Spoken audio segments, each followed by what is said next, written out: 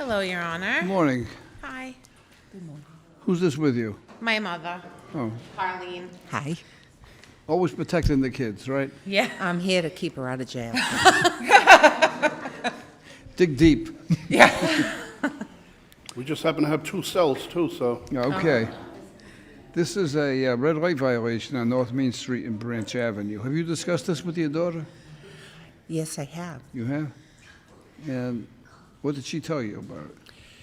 She doesn't recall the incident Oh, and doesn't know where the streets are. She claims loss of memory. Is that what she does? I don't know. No, You'd have to ask the her. plate number on here is not my car, so I'm just a little confused about that.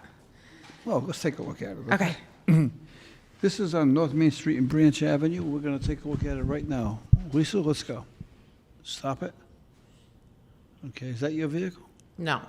So, This plate is registered to Performance FH Inc. First Hyundai on Washington Street in North Attleboro. yes. Are you familiar with that location? Yes, I am. I actually bought my car there. My car had a recall. I don't remember the exact date, but they gave me a ride to work. Oh, you weren't driving the car? No. And then they ultimately gave, when my car had to wound up staying there for 3 weeks for a safety recall. Well, what happened here, I suspect, Inspector Quinn, is that the summons went to the dealership, and they gave us her name, saying she was driving the car. Your name is not on this summons. The only reason you are here today is because a summons was sent to this car dealership, Right, because the car is registered to the car dealership. yeah. Right? They notified us that you were driving the car on that date. So I'm not going to take any action on this, and the summons is going to go back to them. Okay. Okay. Right? So I'm not dismissing it. I'm exonerating you based on what the representation you're making before the court, that you weren't driving the car. Right, Okay. So it's the dealership's responsibility. okay. Your Honor, may I tell you a little story? Let me get comfortable. Thank you. Just tell him. Well, no, it's not going to be 4 hours. I just wanted to tell you that I was born on 95 Tell Street and into my grandmother's home, Anna Minicucci. And your dad used to deliver milk to my grandmother. Yeah. So that's what I wanted to tell you. And my grandmother, God rest her soul, she always used to say, if you ever go in front of Judge Caprió, please tell him that his dad's nickname was Tuppertoffee. You know, you made my day, and you've opened an area. I want to explain something to you.